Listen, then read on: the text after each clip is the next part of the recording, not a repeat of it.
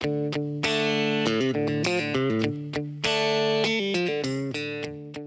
your name and where are we today? My name is Bryan Here at Bryan's Auto in Rockaway Beach, Queens, New York. Welcome to my shop. We know we have a good product when it comes out of the box.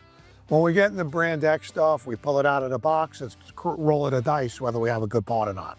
Nothing worse than putting in a new, known good part, seeing the same problem, and now you start spinning off in a different direction.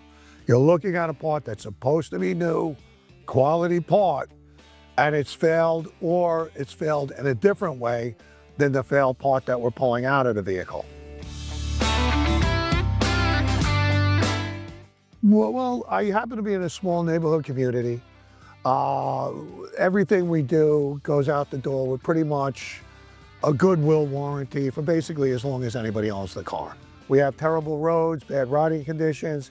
Between Brooklyn, Queens, and Manhattan, it's probably the worst roads, in the United States. So it's been very good. Your stuff holds up, and the customers are very happy with it. They don't even mind paying a little bit extra to stay out of the off-brand stuff and the no-name stuff.